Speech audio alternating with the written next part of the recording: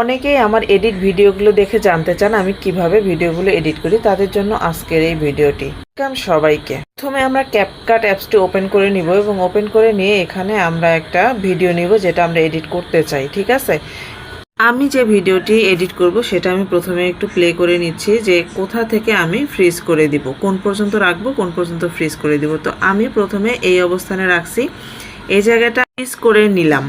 নিচের দিকে একদম ডানে দেখবেন ফ্রিজ অপশনটা আছে, তো ফ্রিজ করে নেওয়ার পরে আমি এই ফ্রিজ অপশনটুকু আমি ওভারলে করে নিলাম। ওভারলে করে নেওয়ার পরে আমি একদম ভিডিওটা টেনে ফ্রিজ অপশনটুকু টেনে সামনের দিকে নিয়ে আসলাম। এখন সামনের দিকে এনে আমি রিমুভ বিজিতে যাব।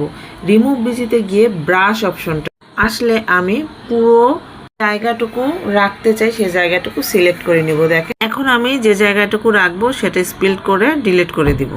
এখন দেখা যাচ্ছে যে খুব সুন্দরভাবে কিন্তু আমার ভিডিওটা এই জায়গাটায় অ্যাডজাস্ট হয়ে গেছে। এখন ফ্রিজ অপশনটা একটু কালার চেঞ্জ করার জন্য অ্যাডজাস্ট থেকে আমরা একটু ব্রাইটনেস কন্ট্রাস্ট এগুলো অ্যাডজাস্ট করে নিব। নেওয়ার পরে এখন আমি আবার ভিডিওটা প্লে করতেছি যে এরপরে আমি কোন জায়গাটুকু ফ্রিজ করব। তো আমি এই জায়গাটা ফ্রিজ করব। এখন এই জায়গাটায় আমি সিলেক্ট করে ফ্রিজ করে নিলাম। ফ্রিজ অপশনটা এখন আমি আবার ওভারলে করে নিব। ওভারলে করে নিয়ে এটা ধরে টেনে একদম ভিডিওর সামনে নিয়ে আসব। নিয়ে আসার পরে এখন আর আগের অপশনটা দেখা যাচ্ছে না। এখন আমি আবারও রিমুভ বিজিতে গিয়ে ব্রাশ দিয়ে যে জায়গাটা রাখবো বাকি ব্যাকগ্রাউন্ডটা রিমুভ করে দেওয়ার জন্য আমি সিলেক্ট করে নিব। সিলেক্ট করা হয়ে গেলে এইখানে একটা সবুজ চিহ্ন আসলে আমি ডান পাশে টিক চিহ্নটাতে টিক দিয়ে দিব, তাহলে আমাদের ব্যাকগ্রাউন্ডটা রিমুভ হয়ে যাবে। এখন কিন্তু দুইটা ফ্রিজ অপশনই আমাদের এখানে দেখা যাচ্ছে। তারপরে আমি একটু ব্রাইটনেসটা বাড়ানো কমানো করে দিব।